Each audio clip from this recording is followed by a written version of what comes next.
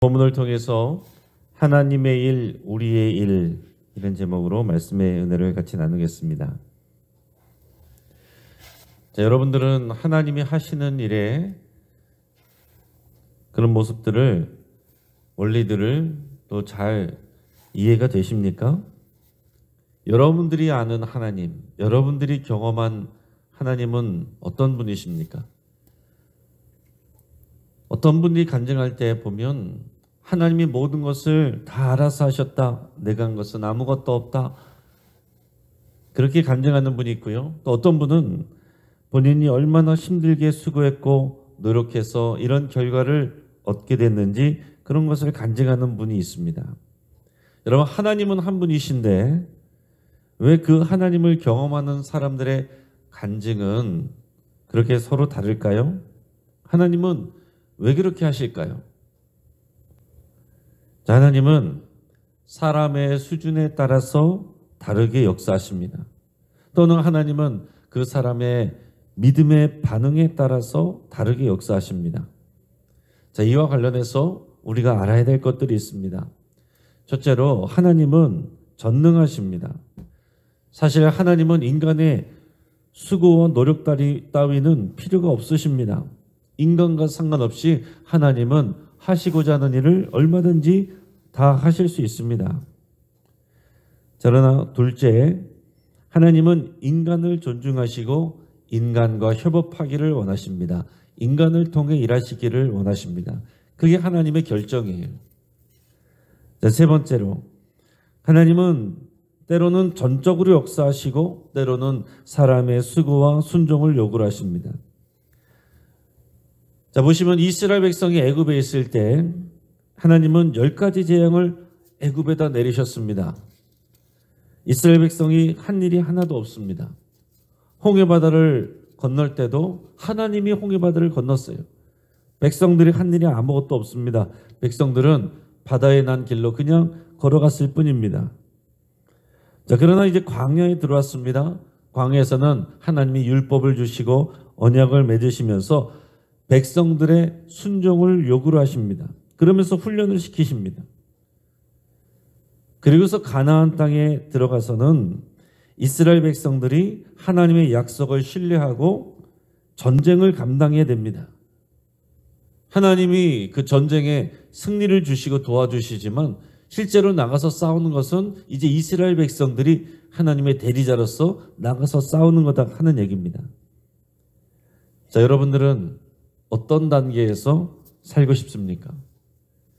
애굽에 있을 때는 종노릇하며 살지만 하나님의 기적이 많았습니다. 광야에서는 하늘에서 내리는 만나를 먹으며 훈련을 받으며 또 하나님을 알아가는 그런 단계예요. 가나안 땅에서는 그 사명을 감당하는데 거기서는 기적이 많지 않습니다. 내가 가서 전쟁에서 싸우고 수고해야 됩니다. 여러분, 어떤 단계에서 살고 싶냐 하는 겁니다. 여러분, 이것은 마치 부모가 자녀를 다루는 방식과 같습니다. 우리 자녀가 아직 갓난아기일 때, 그때는 어떻습니까? 엄마 아빠가 알아서 다 해줘요.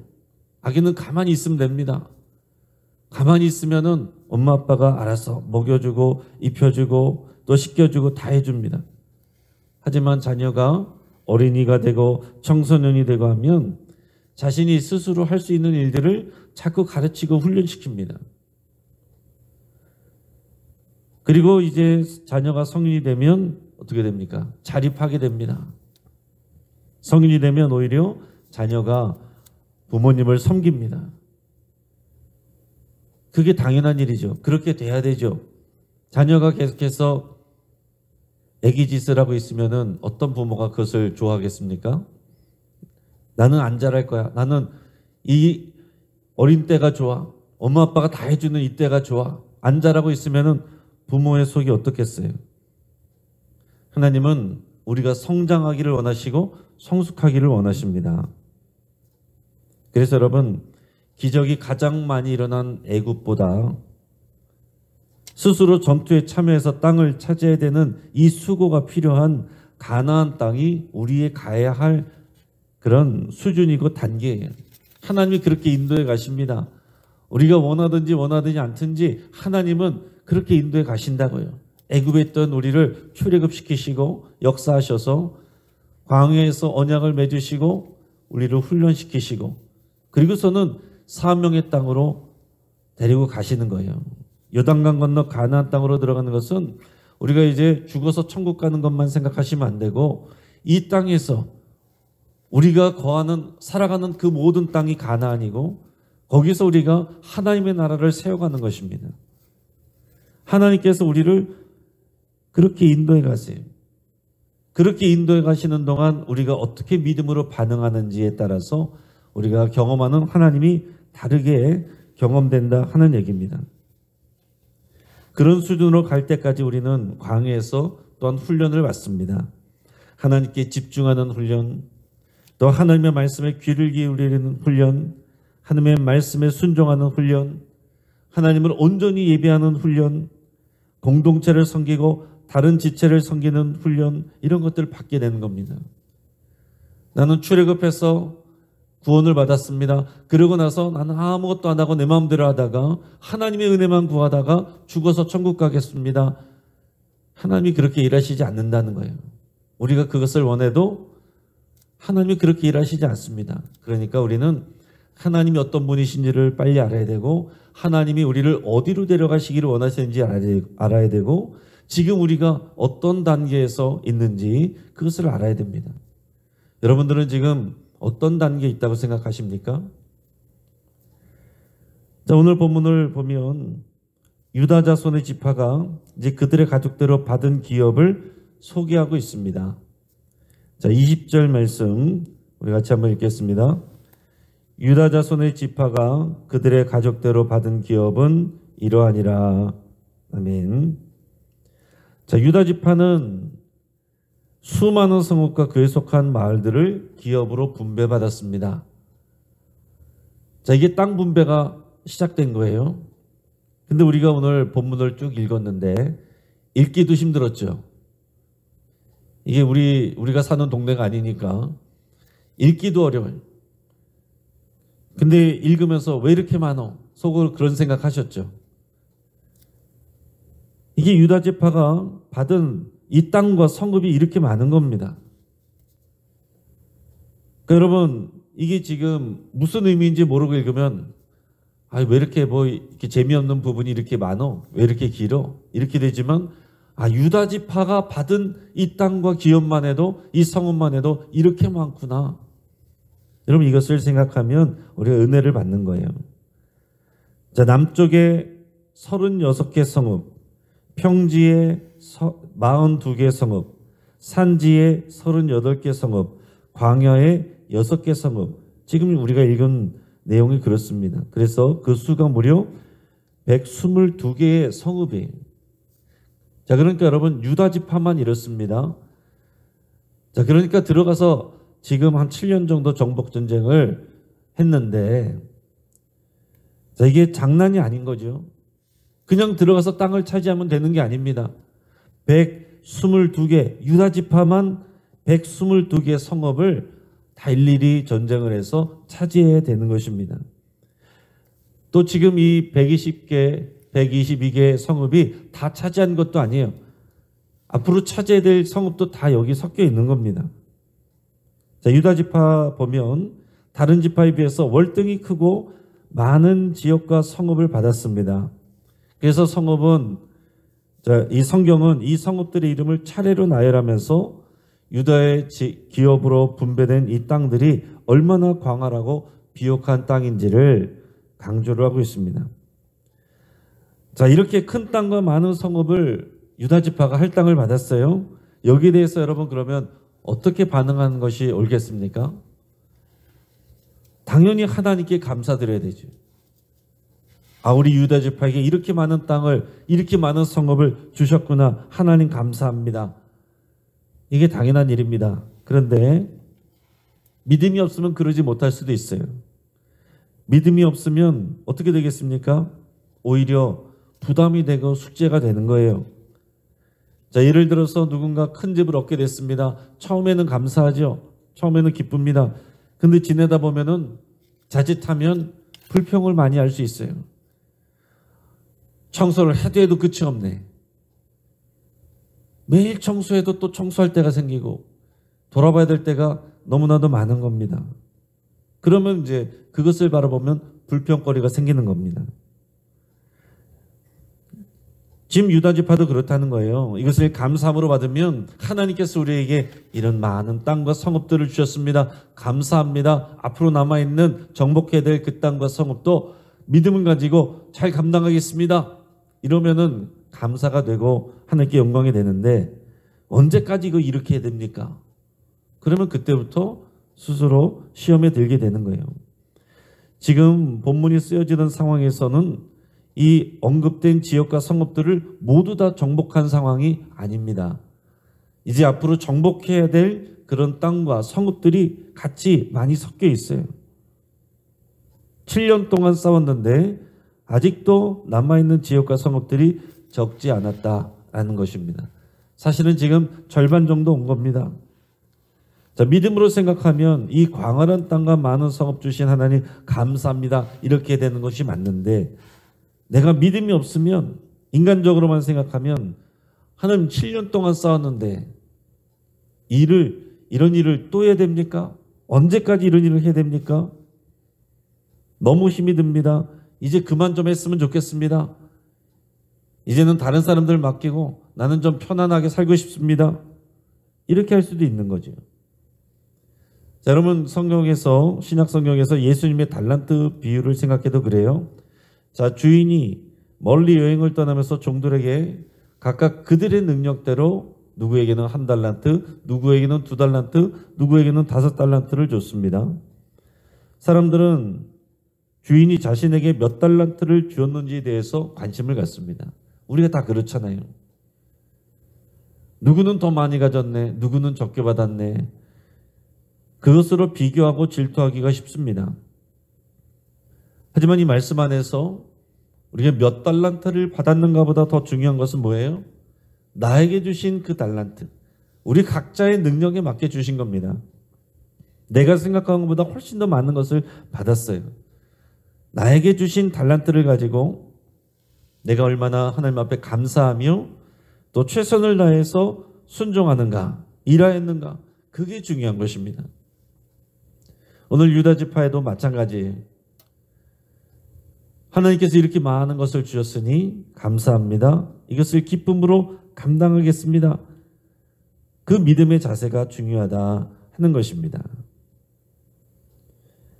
자, 우리가 생각할 때 하나님이 젖과 꿀이 흐르는 그런 땅을 주시겠다고 약속해 주셨어요. 약속의 땅, 젖과 꿀이 흐르는 땅.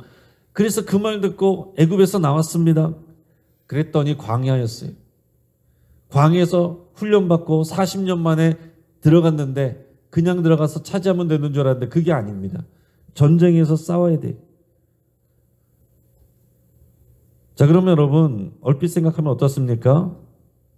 하나님 너무 가혹한 분 아닙니까? 애굽에서 나오라고 그럴 때는 젖과 꿀이 흐르는 땅으로 보내줄게. 정작 갔는데 전쟁에서 너희가 싸워서 이겨야 돼. 이게 뭔가 좀 속은 느낌이 들 수도 있다는 얘기죠. 예수님 믿는 사람들 중에도 그런 사람 많습니다. 예수님 믿으면 모든 게 다 평안해지고 만사형통할 줄 알았는데 속았다. 교회 생활하는 게 신앙생활하는 게 왜 이렇게 힘들어? 그런 분들 많습니다.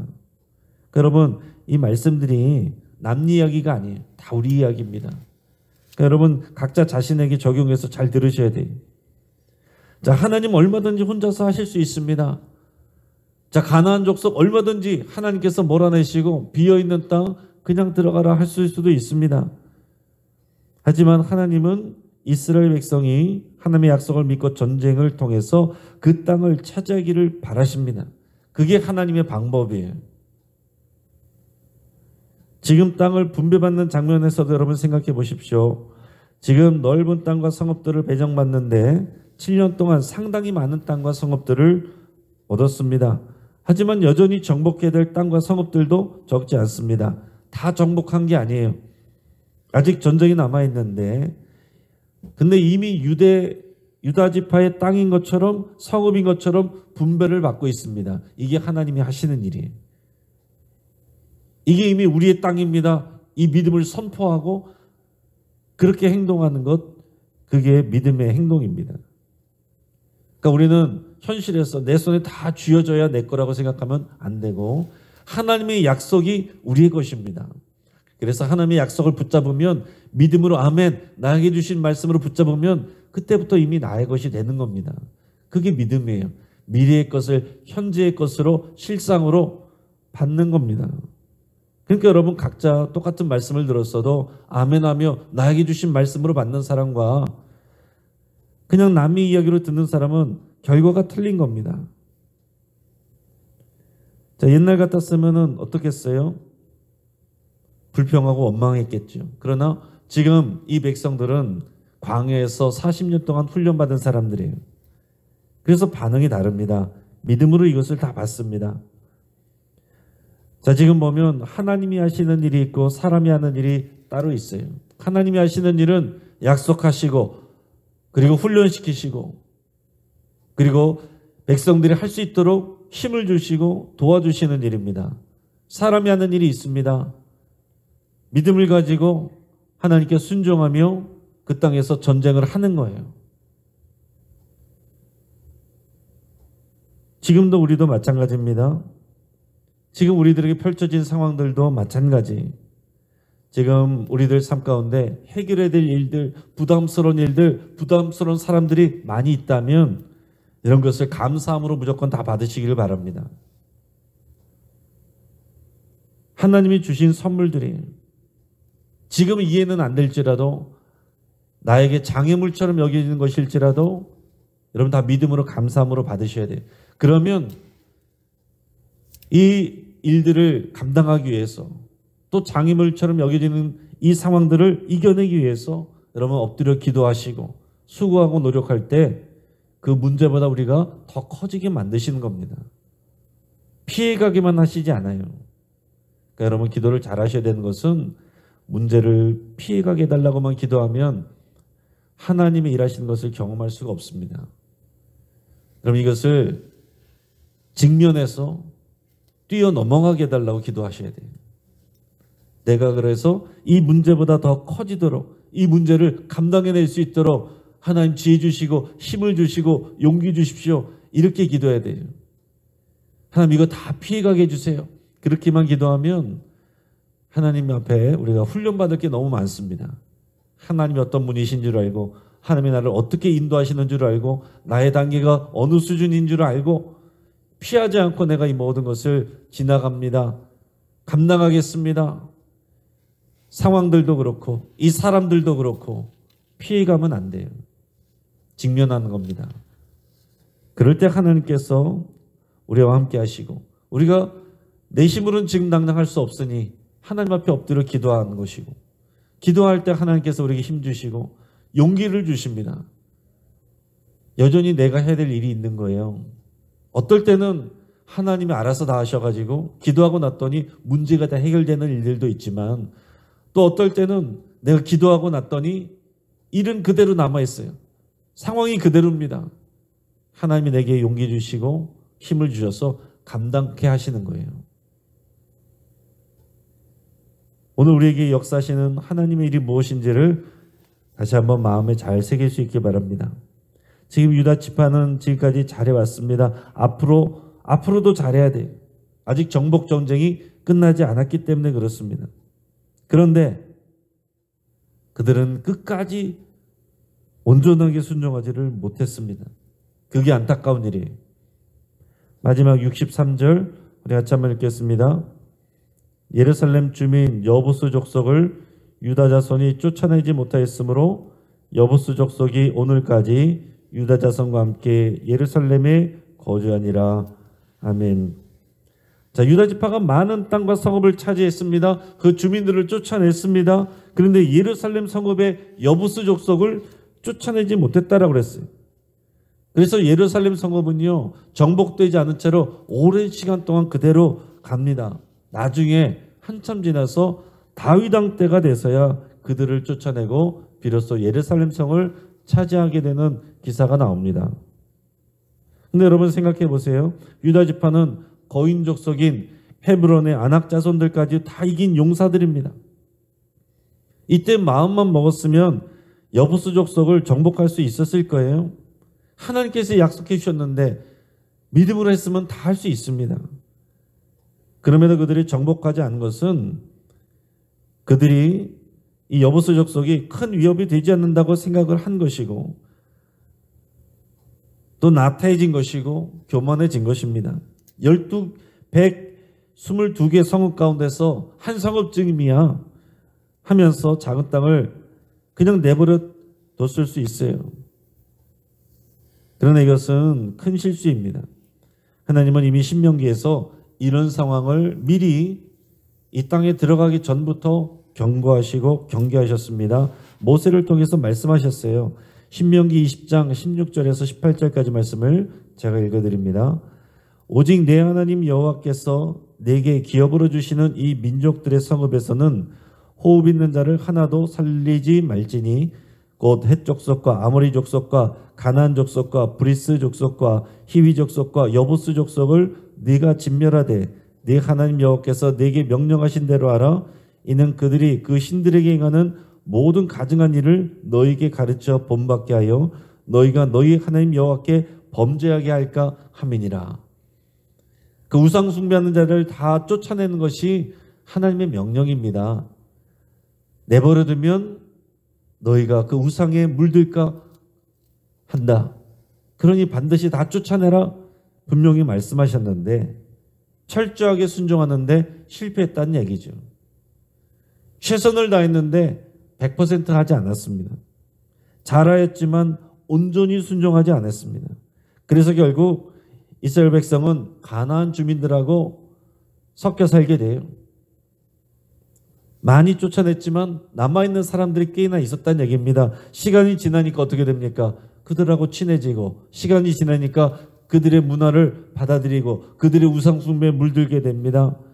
그래서 결과 왕정시대 500년도 채 되지 않아서 이스라엘과 남유다가 멸망하게 됩니다. 여러분, 하나님의 일이 우리에게 온전하게 이루어지기 원한다면 우리가 해야 될 그 순종을 온전히 할 수 있기를 축복합니다. 하나님이 일하시기를 원하신다면 기도를 심으시기를 바랍니다. 최선을 다하는 삶을 넘어서서 온전히 순종하며 작은 죄의 모양이라도 끊어버리는 우리가 되기를 주의 이름으로 축복합니다. 같이 한번 기도하겠습니다.